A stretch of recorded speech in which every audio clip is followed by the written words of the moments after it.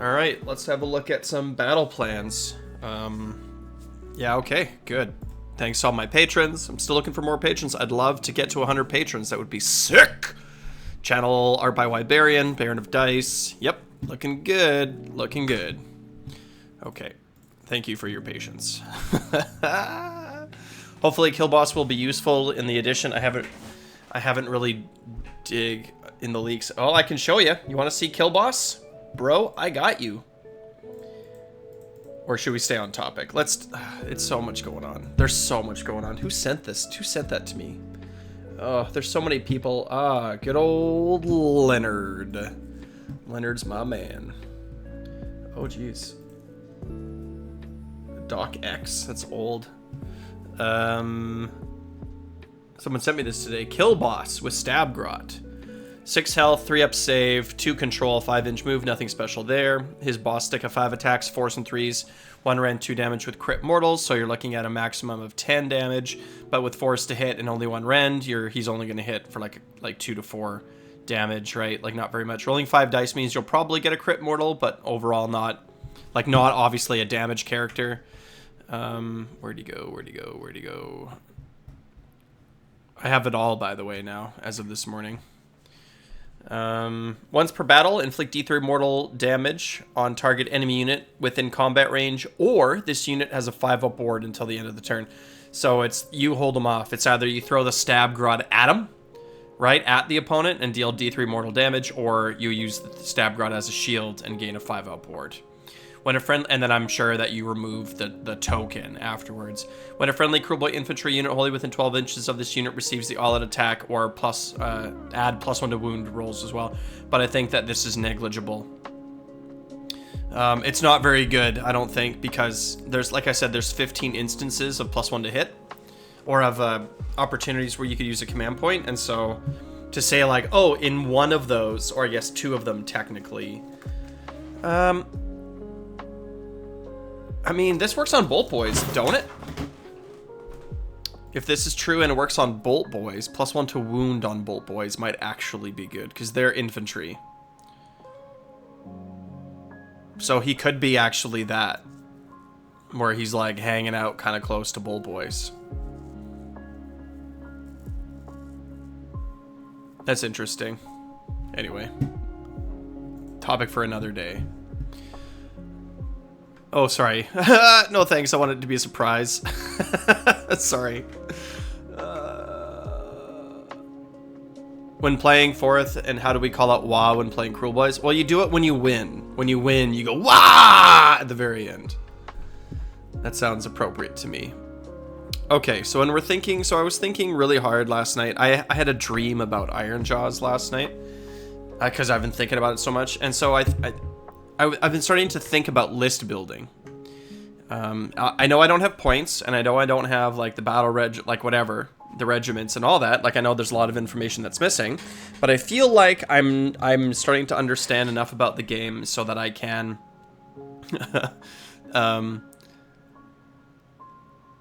I can start to think about how I want to achieve all the battle tactics and win the maps. Right? Like, if I look at 12 battle plans, and all of them only have 3 objectives, that's going to immediately dictate how I'm building and thinking about my lists.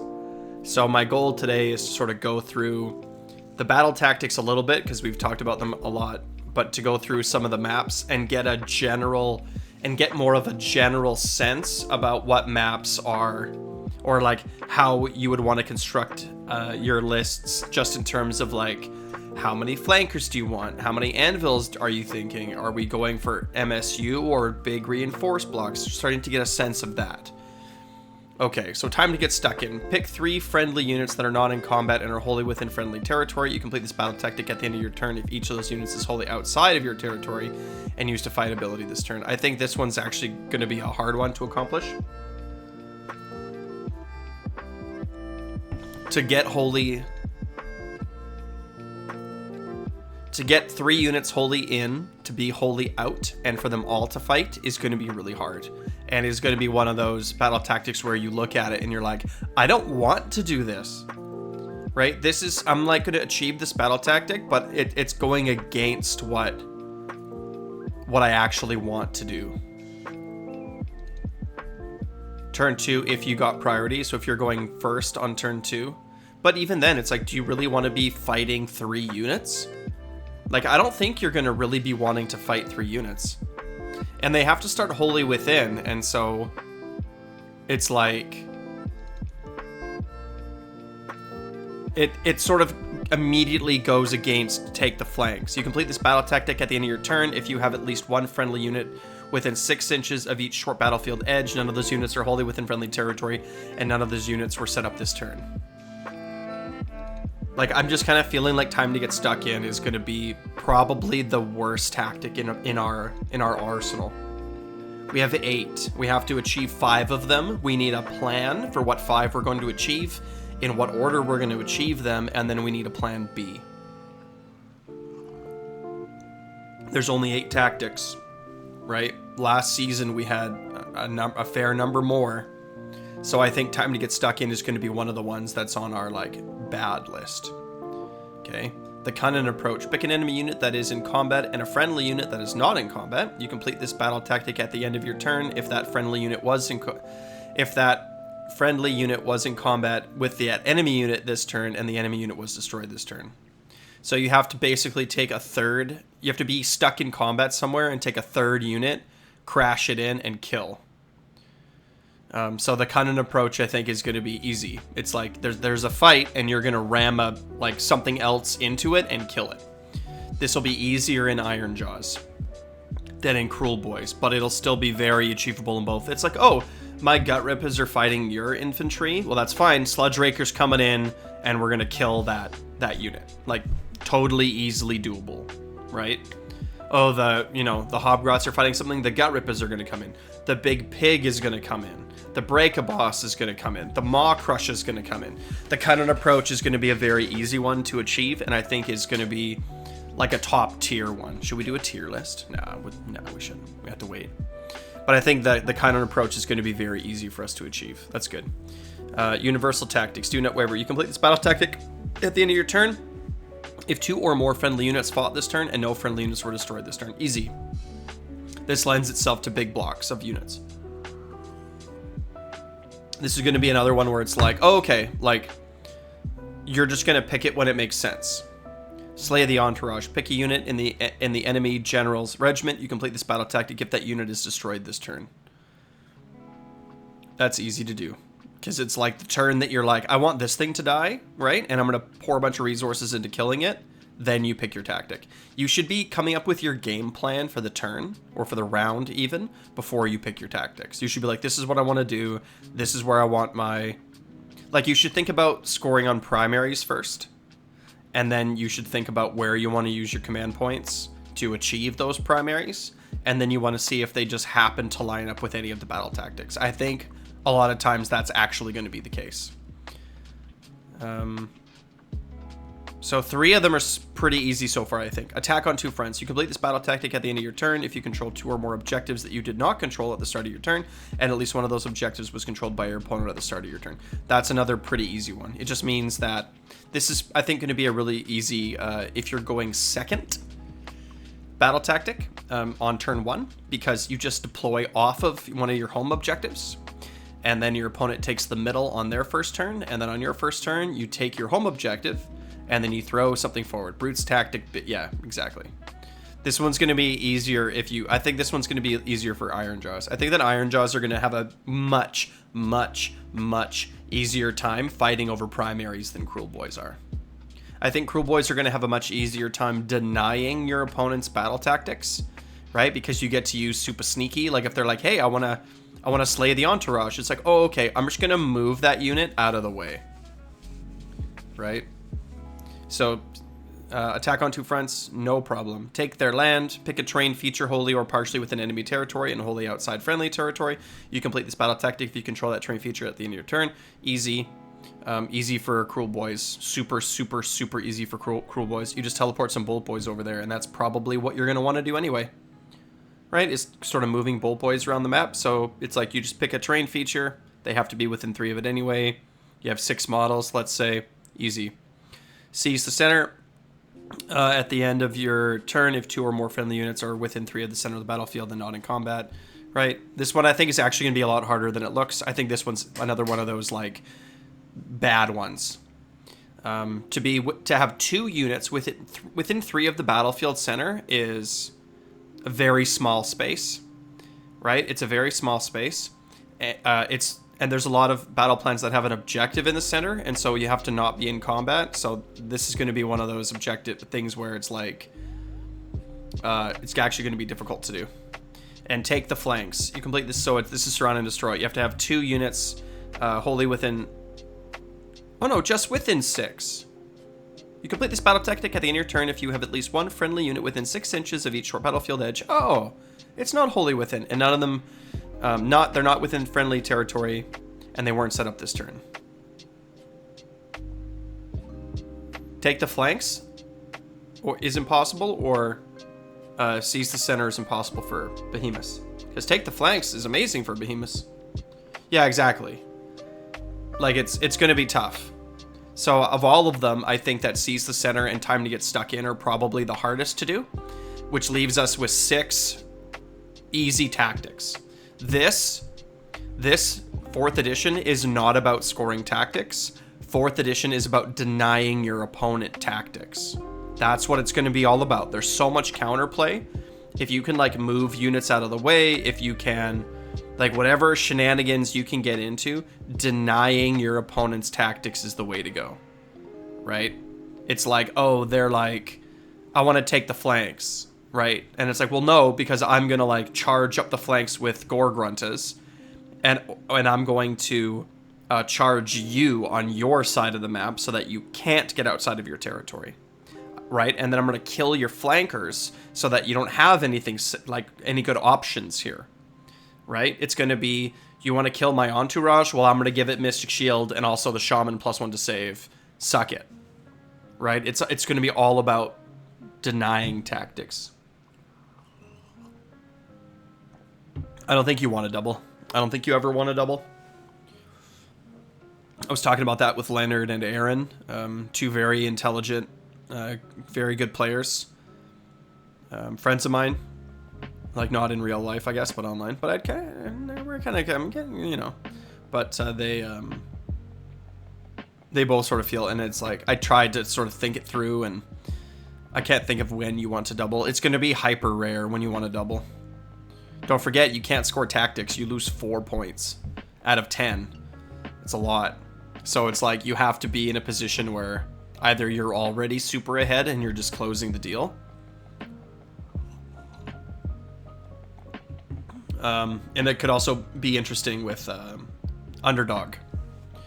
But we'll see. I doubt it. So, I mean, realistically, it's like we want to take the flanks. We want to take their terrain. Right? We want to kill stuff. Like, the battle tactics are all, like, I'm getting to a point where I'm starting to think that, like, the battle tactics aren't even really worth thinking about, except for take the flanks. Right? Because it's just, like, moving things around, like, take their land, like, is to be fast. Do not waver.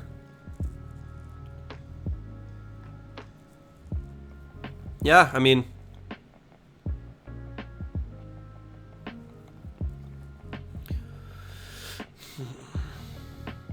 Okay, let's look at some battle plans here. Is this why I wanted to keep looking at this article? Nope. Okay, let's look at them here. This looks okay. Okay, the Vice. So there's 4 objectives that start in the corner, and then they move their way into the middle. Right? At the start of the second battle round, after determining which player is the active player must remove the 4 starting objectives and set up a new objective at each of the next locations shown on the map. At the start of the 4th battle round, after determining which player is the active player must remove the 4 objectives and set up one new objective in the location shown in the center of the map. At the end of their turn, the underdog can pick one objective, inflict D3 mortal wounds on each unit contesting that objective, roll separately for each unit. Okay. Score 2 victory points if you control at least 1 objective. Score 2 victory points if you control 2 or more. Score 2 victory points if you control 1, 2 more. In battle rounds 4 and 5 only, score 2 victory points if there are no enemy units within 6 inches of the remaining objective. Score 4 victory points if you can. In battle round 4 and 5, only score 2 victory points if there are no enemy units. Okay, so it's like you sort of start off in the 4 corners and you move yourself in. So high mobility is good here. And being super fighty. So like brutes are really good here. Brutes are just going to be good, period, I think. We'll see what they're pointed at. They might just be so expensive that nobody can play them. But if they're like a decent price at launch, I recommend getting in while the getting's good, because I have a feeling that they might just, if their profile, if they're cheap enough, they're going to go up in points, I think. I think they're going to be so scary. Denying people off objectives with 1 and 2 wounds is absolutely crazy. Expecting at least 200 for 5 brutes. Yeah, then they just... We'll see. I'm thinking every Ironjaw's list is going to want to have like 10 brutes in a brick. And they're going to want to march them to whatever the central objective is, using Mighty Destroyers, and plant them there. With like a War Chanter running up behind them. Right? And the War Chanter is just going to give them +1 damage. And like, that's enough. Okay, so this one's like a 4 objective. So it's turn 1, turn 2. Control 1, 2 more. Tactic. Basic.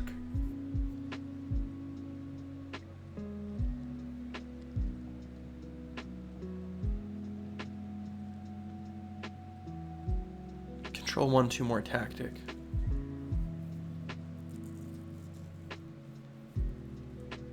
Yeah, I don't know. Let's look at the terrain. Right, it's like... So you're going to pick your pathways. Right? It's like you'll probably want to move most of the stuff through the center. If you're playing defensively, and through this outside. But then you have to sort of get stuff out of your territory. So it's going to be like throw the flankers up here and then try to contest their objectives. Slow them down on the march to the center. Right? Throw stuff up the flanks to try to like mess with their game plan while you sort of march your stuff up the middle of the battlefield. Cruel boys will like this. Lots of terrain in the middle. Place of power to throw our stuff at. Giving a weird knob shaman 3 casts. Like, I think that the orc wizards and priests are really good and strong. People are debating and arguing this point, and I have to actually play the game before I make up my final decision or whatever, but like having a destruction +1 to cast wizard seems really strong to me. Having a destruction +1 casts wizard seems really strong to me. Oh, that's my doorbell. Yeah, I'm not going to answer it.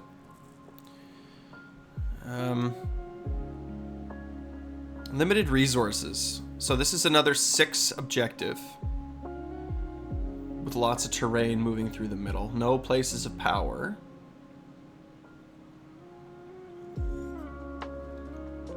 But 6 objectives, fairly tight.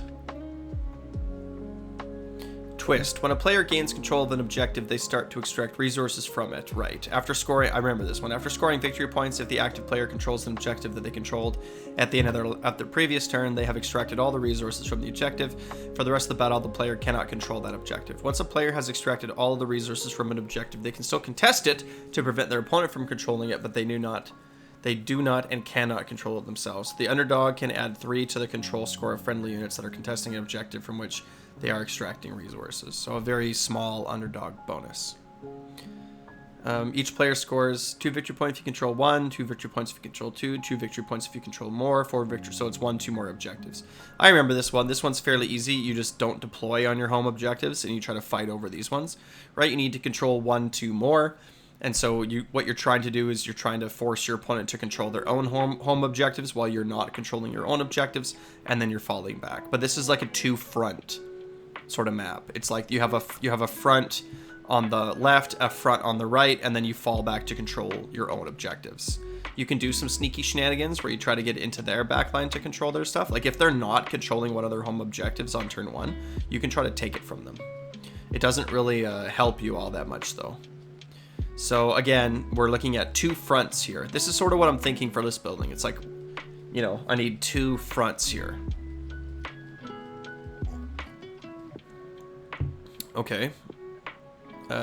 Feral Foray. Twist. At the start of the battle round, each player can raid 1 objective they control in enemy territory. An objective that has been raided cannot be contested or controlled this battle round. The Underdog can raid an objective in enemy territory that they contest but do not control. Okay, that's a significant buff, I think. At the start of the battle round, each player can raid 1 objective. At the start of the battle round, each player can raid 1 objective they control in enemy territory. An objective that has been raided cannot be contested or controlled this battle round. Control 2, control 2, control 2, battle tactic, control 1, 2 more tactic. So if I'm not mistaken, in this one, it's like you want to try to control, if you're going second, is so much better here. Going second is so much better on this map. At the start of the battle round, not the turn, so the round. So if you're going second, it means that you just had your turn, and now this effect happens. Each player can raid 1 objective they control in enemy territory.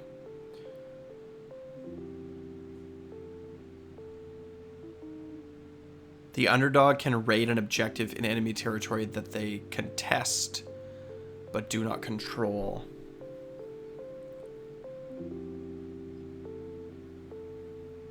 So do you, like, control 1? So let's say you're going second. No, I don't know. I need to play this map before I can start thinking about things like that. But going second here seems so much better. It's like my opponent goes first, whatever. I go second. I try to get his objective. If I get it, I remove it from the game. It's gone.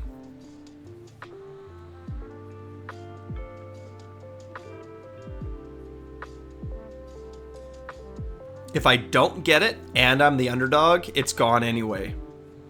My opponent doesn't get a chance to like do much back at it.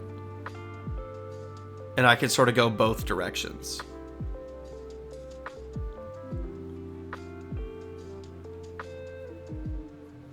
I'm thinking, by the way, that we're going to see a Maw Crusher and 1 Big Pig in Iron Jaws.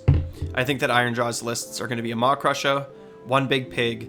They're both on the flanks. There's no reason for a Maw Crusher to be held sort of behind the units anymore, because he doesn't have his big, like, mighty bellow or whatever it is where he gives the command 3 times, so that doesn't matter. He's no longer like a central hold back and reserve piece to move the rest of the army up.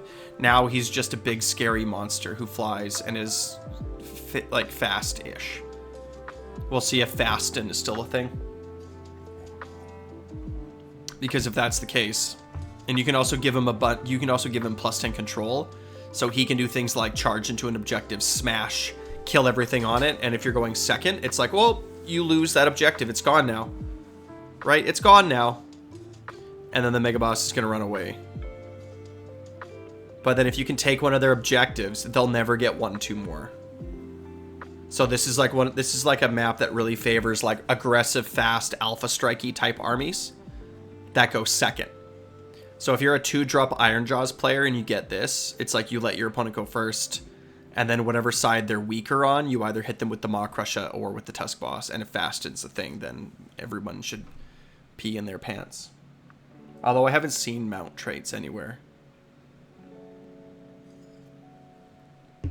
Hard to say. But again, you have to make sure you protect your own home objectives really well. So you want to be like lots of screens, lots of infantry, and then some fast cavalry units if you got them. This is also for Cruel Boys one of those, like, I teleport Gut Rippers up and then a kill boss comes with them. Like a kill boss runs up the battlefield. Right? and then like they all go in together. The Merkanob is so slow.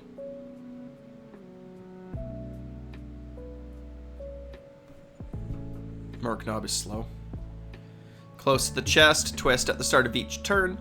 The player that is not the active player must pick one objective in their territory to be the primary objective until the start of the turn. Okay, so on your turn, no, on your opponent's turn, you pick the primary objective. It's going to be hard to build lists with Iron Jaws for competition because our units seem to be expensive and there's a good amount of battle plans with up to 6 objectives. We're going to have to see. Like, I agree. It's like, I'm thinking about Iron Jaws and I'm like, okay, so 2 War Chanters, a Weird Knob Shaman, a Maw Crusher, a Big Pig, reinforced Ardboys, reinforced Brutes, and it's suddenly like, well, can we even fit that many points in a list? But that's in my head, like, what I see the army as. I think you want 2 War Chanters. I think you want 1 Weird Knob. You'll probably want a Maw Crusher or 2 Big Pigs. The Gorgruntas do not seem anywhere near as good. I think Gorgruntas are going to play like a defensive role. They're going to hang out by your casters, and then when something breaks through the line, then the Gorgruntas are going to charge in because they have +1 damage on the charge. And if they're hanging out next to like your I don't even know. Or does everything work where it's like you just have bricks of units with heroes that follow them? Because that could be a way to go too, right? Because if you're wholly within 12, there's either I think it's a sub-faction or it's an artifact where you get a 5-up or a 6-up ward if you're wholly within 12 of a wizard or a priest. So then it's like, well, okay, so Ardboys with a War Chanter behind them. Another unit of Ardboys with a War Chanter behind them. And then a unit of Brutes with a Weird Knob Shaman behind them. Gorgruntas sort of protecting the back, and 2 Big Pigs or Big Pig and a Maw Crush on the flanks. Like, that's in my head how I see this army right now. But we shall have to wait and see to get points.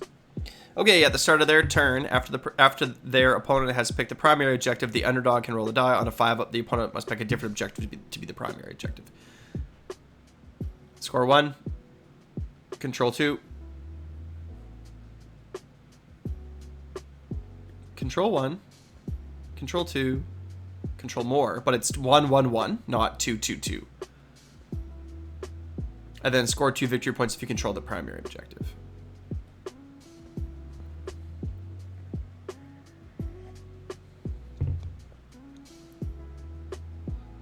So when it's your turn, I just pick the primary objective that you're least likely to want to get, and then if you make me re-roll, I just pick another one. So you have to just control 2 of your home objectives. So this is going to be like, people are not going to score the primary. It's going to be 8. Maybe at the end of the game. But those kind of things don't matter to me because it's like, well, when all the units are dead and there's only a handful of units left, it's like we're not planning for that situation. We're planning to like beat our opponents in the first 2-3 battle rounds. Rounds 4 and 5, it's hard to plan around them. It's good to have an idea, but let's look at the terrain. Yeah, this kind of looks like we're fighting on 2 fronts still. You're going to want to be fighting up in here and down in here. Right? You're holding these 2 objectives really solidly. And then from there, you'll be reaching out to here or reaching out to here. Right? You're going to control these, and you're going to try to fight for these 4 to control more. Because 3 isn't enough. You're going to need 4. So you're going to want to be out here and out here. So we're kind of on 2 fronts again. This one, the flank one, is going to be a little bit tougher here, but coming around this way seems okay. And you can wholly outside of friendly. So we'll see. Not sure we are going to be that lethal to beat before turn 4. Yeah, we'll see.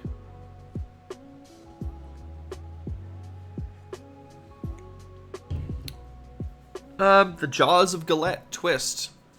From the second battle round, at the end of their turn, after scoring victory points, the underdog can pick 1 objective. That objective is removed from play. If there's no underdog, no objective. from the second battle round at the end of their turn after scoring victory points. Okay, so at the end of... So the underdog in round 2 gets to remove an objective at the end of their turn. Each player...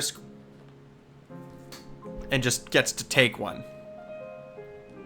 So turn 2, turn 3, turn 4, turn 5. Interesting. Control 1, 2 more tactic.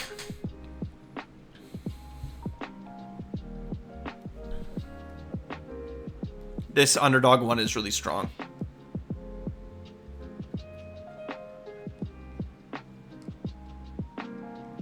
This is one of those maps where it's like, it might actually be worth playing for the underdog. If you can be the if you're like, I'm gonna purposefully not get more points than you round 1. Then on round 2, I'm gonna remove one of your objectives. And then if your opponent plays under points, you can too. Right? And then it's like, you're like, oh, I'm just going to stay like a couple points behind you the whole game. And I'm going to like, and whatever you do, I'm going to mirror what you're doing to try to underscore you. So that I can just remove the objectives that you want the most. Right? I'm going to remove all of them except for the one that I'm really holding in my territory.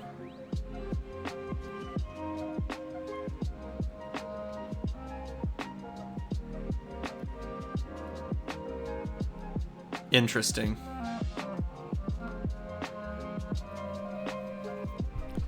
Place of power. Any places of power in these ones? Yeah, these ones have places of power.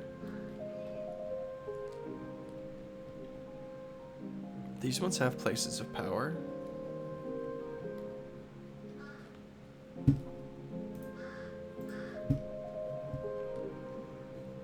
Okay.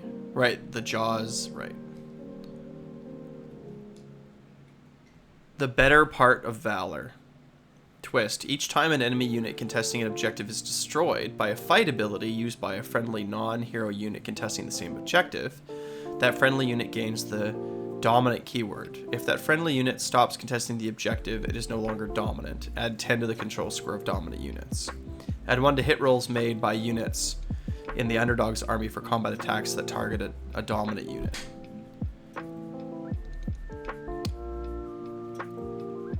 Score 1, 2 more tactic.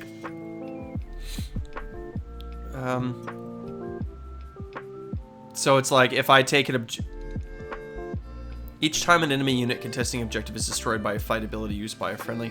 Okay, so taking your opponent's objectives in their territory, it's going to be way easier to hold on to them. It says non-hero. A non-hero. So it's like Gut Rippas primarily. For Cruel Boys, it's going to be Gut Rippas. And for Iron Jaws, it's going to be Big Pigs. Right, I'm going to crash into you, take your objective, and now I count for 15. Come at me, bro. I count for 15 as long as I control the objective, or as long as I'm contesting it.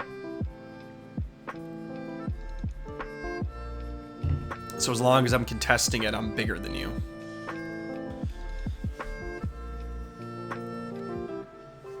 It's scary. Shifting objectives. Twist. At the start of each battle round, after determining the active player must roll... Probably get rid of these. The active player... Sorry. At the start of each battle round, after determining the active player must roll a d3 to determine which objective is the primary objective for the battle round. The other 2 objectives are the secondary objectives for the battle round. The underdog can make the active player re-roll the die. So there's 1, 2, 3, right? And then it's like, and I'm guessing, score 1 victory point for each secondary objective, score 2 victory points if you control the primary. So it's control 1 for 1. No, it's 2. So it's like you want to control all of the objectives. And then 2 points for more. So if you control 2 of them, you're going to get 1, maybe 2, and then 4, and then 8 for your tactic. If you control 2 of them and one of them is the primary, you're going to get 9. So essentially 1 point per objective with an extra point for the primary. 1, 2, 3, 4, 5, 6. Right. And then, so you want to control 2 of them. It doesn't even really matter which one's the primary. All primaries capped at 6. I haven't seen that. I've seen that for a particular battle plan. I've seen that in a battle plan. But this one is 6 anyway. This one is 6. I mean, all primary is capped at 6. Like most of the maps is 6 for primary and 4 for battle tactic. That's what I think every single one has been so far. It doesn't say that it's capped, but that is how it is capped, right? So, and I'm really happy that's how it is. I think that it makes the scoring in tournaments a lot like easier, where all the battle plans have roughly the same kind of scoring, right? It's like 6 and 4, you know, and we're all playing the same maps. So it's like if you know, then it sort of makes sense, you know. Yeah, well, that's kind of like why I'm going through them. Like there's a number that do lose objectives. Places of power. So this one is just like a brawl in the middle kind of fight. Wholly outside friendly territory. So this one is going to be easy to get the take the flanks, right? All you have to do is be here. And over here, all you have to do is make it to the edge over here. So this one's actually going to be pretty easy for take the flanks. Right? Basically, any map that's cut in half like this is hard. And any map that's not cut in half is easy. Like this one's easy. It's like you just go boop. This one you have to go a little bit further. Right? But this one it's like you could redeploy into at a thing.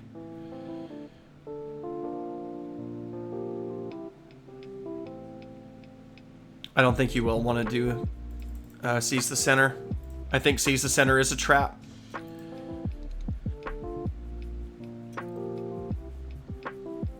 Well, like let's keep going. I have like, did you play Iron Jaws, Leonard, in the last season, in season 3, like in the last 6 months? Because they had this battle tactic, and it was very, very hard. It was really difficult to achieve. And I found personally,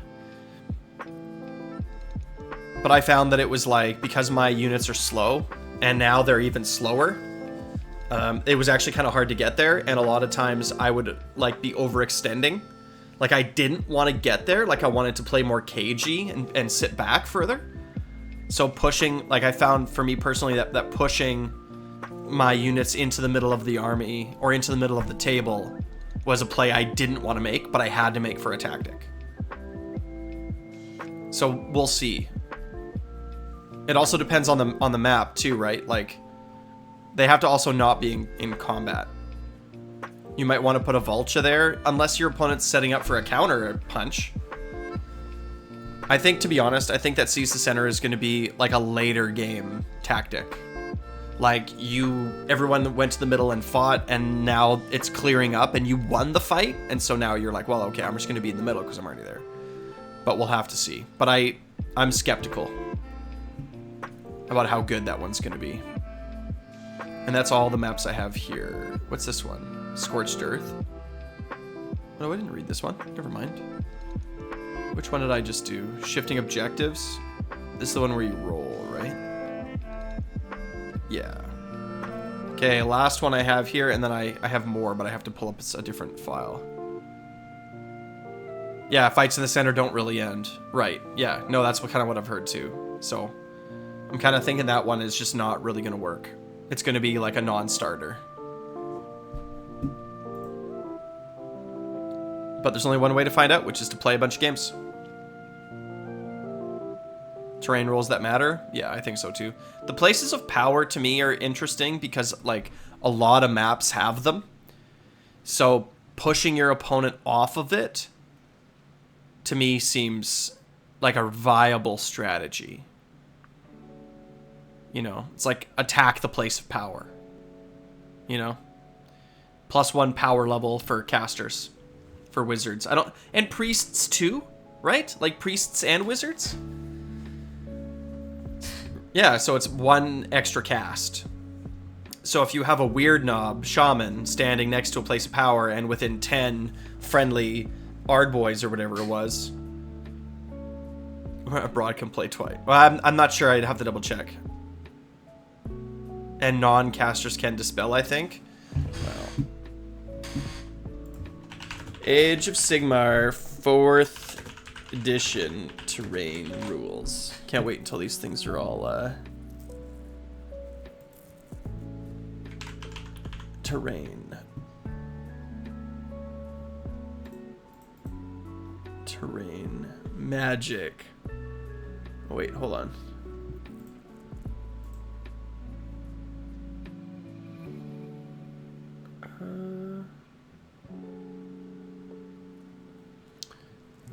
This is from Goonhammer.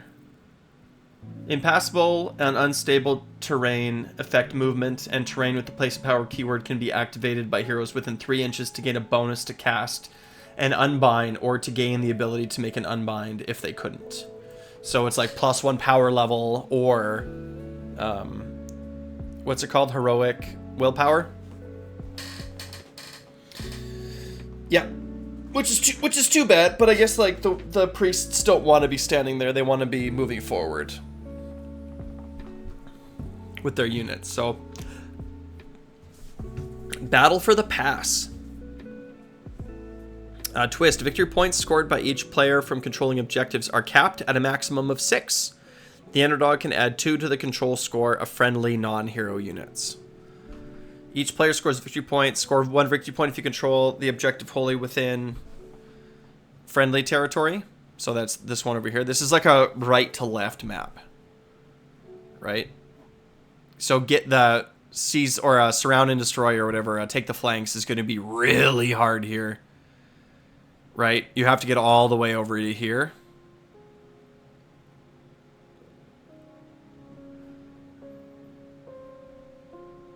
Score 2 victory points for each objective on the border of friendly territory that you control. Score 5 victory points if you control. Okay, so it's 1, 2, 3, 4, 5, and then another one. Didn't they essentially have this one already? Wasn't this the first one that we checked out?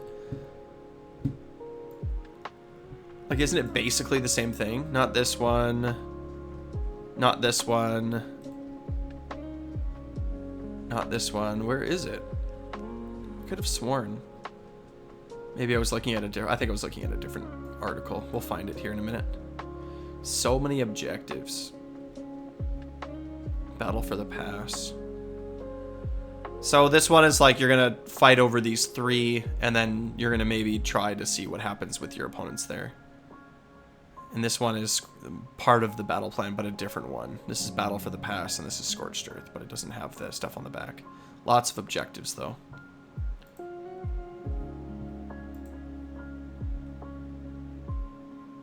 Okay, this one. This is the one. It's like left to right or front to back. Okay. Yeah, Border War.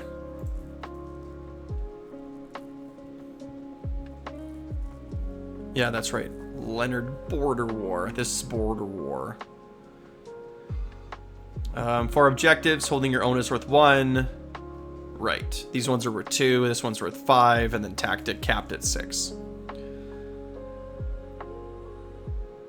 I like these maps because it's hard to get like a sense about exactly what your plan's going to be, because if your opponent leaves themselves vulnerable, then you can strike into their territory.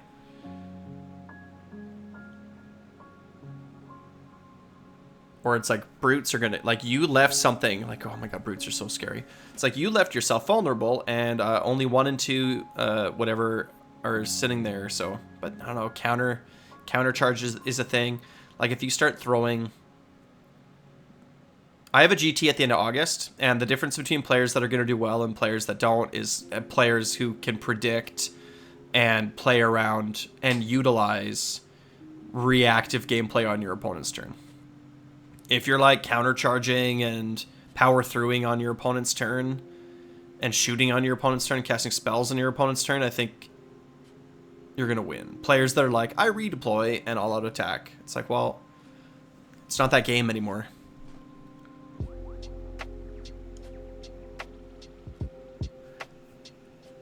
So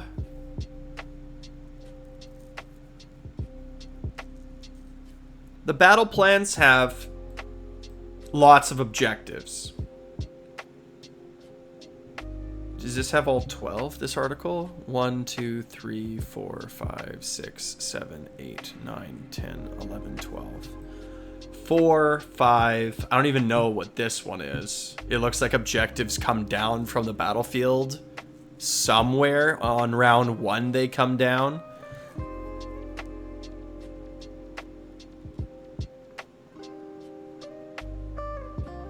I don't know how many come down. Star Strike, can you explain this to me? It doesn't, because again, this is like a Goonhammer thing, and this is why I don't like doing this, because it doesn't tell you. 1 comes down turn 1, 2 come down turn 3, and that's it. And does 1 come down in my side and 1 comes down in your side on turn 3? So this is like a 1 objective / 3 objective. Right. Cool.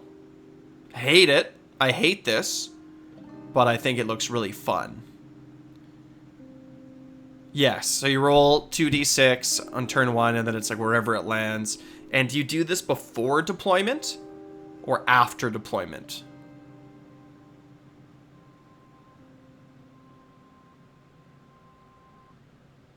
Start of battle round 1 after deployment. Yeah, I hate this. I hope this one gets cut from tournaments. I would hate to lose a game in a GT because I just, like, the objectives landed in bad spots for me and good spots for my opponent. It's too much of an advantage. So, I mean, I'll have to play it, right, to see, but my first thought's like, yuck. Like, how do you deploy? In the middle? I don't know. My first thought is yuck, but I'm open to having my mind changed. It looks like it's fun. Like, don't get me wrong. Like, it looks like a fun map, but in a tournament, I don't want to play this map. I don't want to lose. Like, I get to play 1 GT a year right now. Like, it's been a year since I played in a GT. I'm hoping the following year I maybe get to do 2.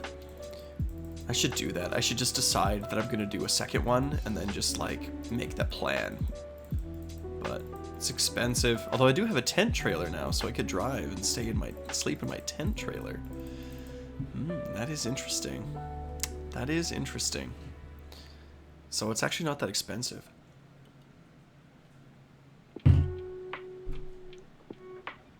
All the models go up in my rooftop carrier packed full of blankets. Just bins and blankets. Okay, pick me up some, you want to get me like a Diet Coke or something? I'd appreciate it, thanks. This one has 3, 6. Should we just do the math? I'll just do it off screen here. 4, 5. Is this one of the ones that you remove? Nope. This one's 3, but I'm only going to count it for 2 because this one's 3. 6, 5, but this is actually less because some of them disappear, so I'm going to call it 3.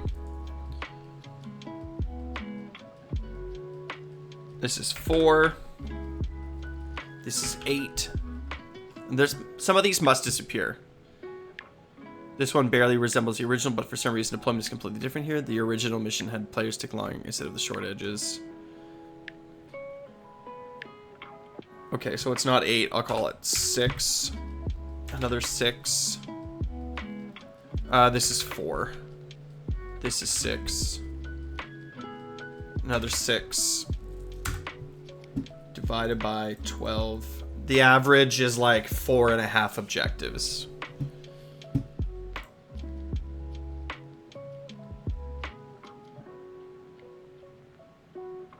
Well, I live in a town of about 80,000 people. And if you want to get to a city that's bigger, it's at least a 6 or a 7 hour drive. I live in a city where to the south, an hour and a half is a town of about 20,000 people. 2 hours to the east, and you hit 500 people. 2 hours to the west, you hit about 500 people. And if you go north, there's nothing. I live at the end of the world. If you come north in British Columbia, my city is the last thing. After this, there's no more cities. Everything else is like a little town. So like my city has like a Walmart and a movie theater and, you know what I mean, like grocery store. Like we have like all, like if you were to come to where I live and walk around, it would feel like a place, like a place. It's like, oh, you want to go get bubble tea, or do you know what I mean? Like there's options and you can sort of do stuff, and there's concerts and there's like a hockey team, right? Like it feels like a place. And then everything north of where I live, there's nothing. This is the end, right? I'm at the end of the civilized world. Everything north of here is like everyone's a dude because it's a mining town and there's a mine, and like, you know what I mean? Like this is the end. So for me to go to another GT means that I'm traveling at least by car like 5 or 6 hours. So it's not even the gas, because like if I was to go to a GT, I'd be going with other people, and so we would split the gas. It wouldn't even be the food, right? It's like the time. And if I drive and I stay in my own tent trailer, then it should be pretty easily done, I think. So, not this summer, though. And I also, like, my job, I can't take time off. I get the summers off, but I can't, like, take a week off in the middle of the year to go to a GT. Right? I have to remember to ask my friend. Okay, so, I mean, these maps are going to be high objectives overall, and they're going to be, well, kind of. Well, like it's more like I want to get a second GT in my town. Like that's what I want to do. I want to get a GT that runs in the dead of winter.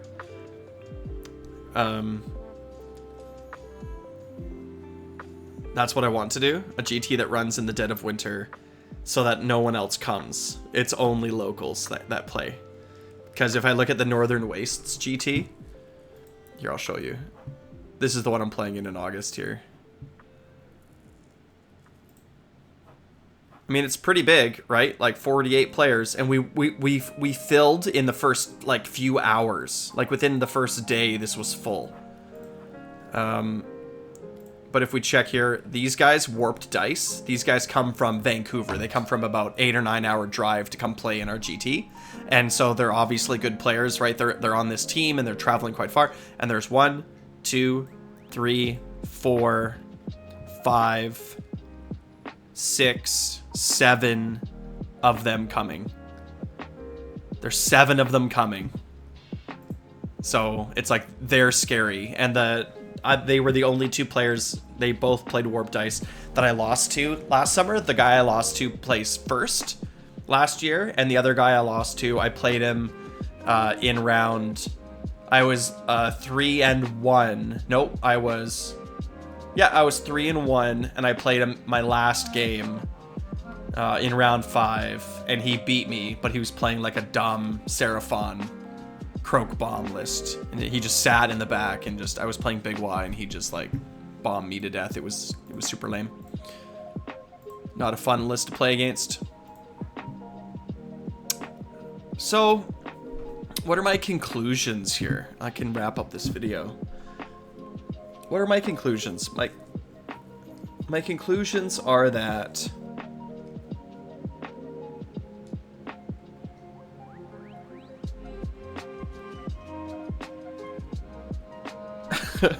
let me see if I'll practice my cricket noise.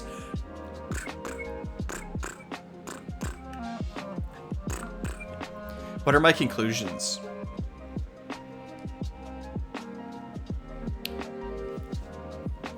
Mobility is going to be key. There's lots of maps or lots of objectives.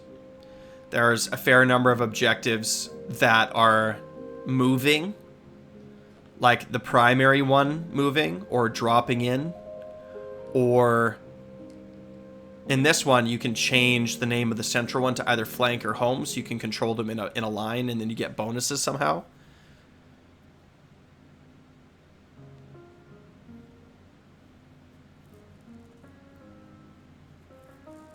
Oui, tu dois apprendre le jeu en premier, et si tu viens en Paris, je pense que ça va être assez facile. Peut-être là, tu vas avoir 2, 3, 4, 5 peut-être par année. Eh bien, si tu vis en Europe, tu peux aussi voyager assez simplement. Tu peux aller, je sais pas là, n'importe où, à l'Espagne, l'Allemagne. Mais ici où je vis, il y a rien autour de moi.